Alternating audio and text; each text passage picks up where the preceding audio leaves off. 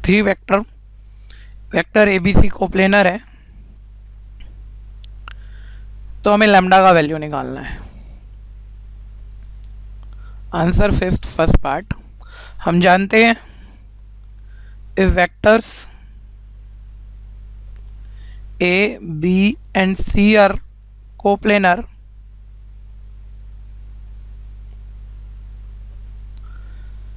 then scalar triple product must be equal to 0।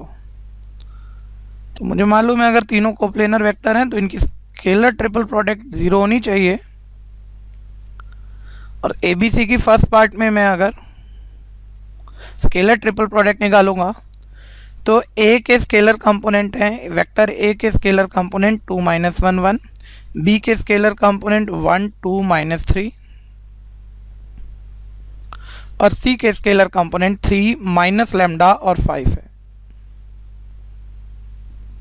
और ये ध्यान दीजिएगा इस बारी कोप्लेनर प्रूविंग नहीं है, इस बारी आपको दिया हुआ एक कोप्लेनर है तो आपको लैम्डा निकालना है।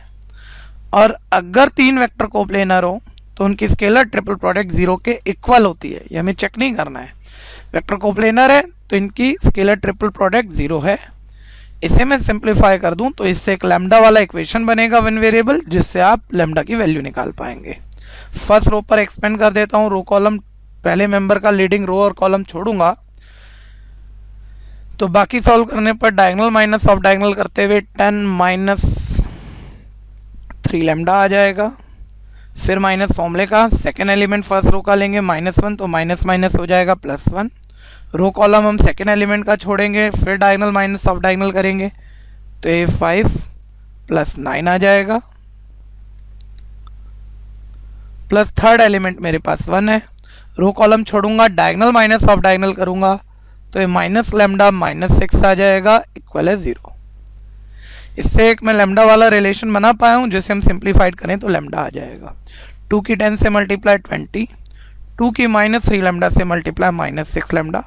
इधर 5 + 9 14 हो जाएगा, 14 का 1 से मल्टीप्लाई 14, 1 की -λ -6 से मल्टीप्लाई -λ -6 इक्वल 0 हो जाएगा।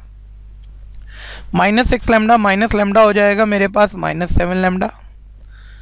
20 + 14 34 हो जाएगा। 34 में 6 माइनस करेंगे 28 आएगा, +28 को हम राइट ले जाएंगे -28 हो जाएगा। नेगेटिव नेगेटिव कैंसिल है। इससे आप लैम्डा निकालेंगे तो मल्टीप्लाइंग 7 राइट जाएगा तो 28/7 आपके पास 4 आ जाएगा। तो अगर 3 वेक्टर कोप्लेनर है तो इस तरह से हम लैम्डा निकाल पाए हैं, जो कि इस क्वेश्चन का आंसर है। सिमिलरली आप इसी तरह से इसका सेकंड पार्ट भी कर सकते हैं।